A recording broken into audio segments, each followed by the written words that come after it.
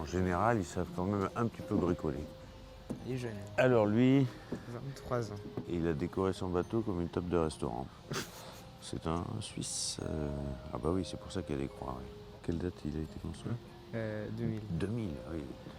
Pas tout neuf. Hein. Vu comme ça, c'est un moment d'intimité, de complicité entre un père et son fils. Vu autrement, c'est un peu l'histoire d'un pionnier qui revient aux origines.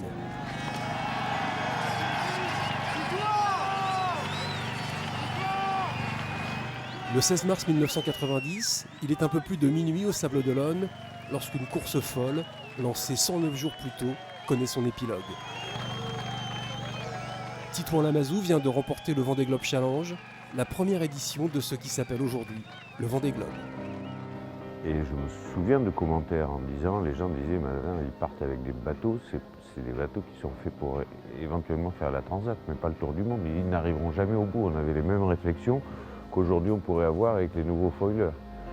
26 ans après, Titouan se souvient aussi que larguer les amarres de ce ponton l'avait transporté vers les hautes latitudes, vers le Grand Sud, vers le pays de l'ombre comme il l'avait appelé, en entrant dans les 40e rugissants.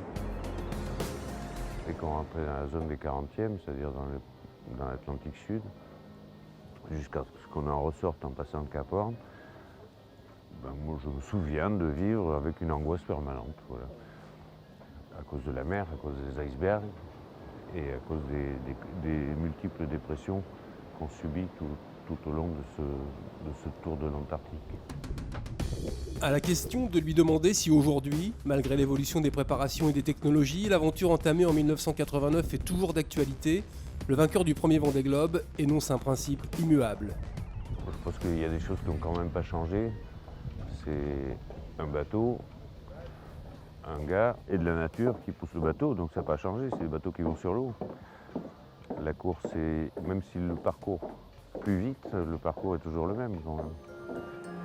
Qu'on se le dise, partir des Sables d'Olonne et y revenir en ayant fait le tour du monde ne sera jamais complètement anodin.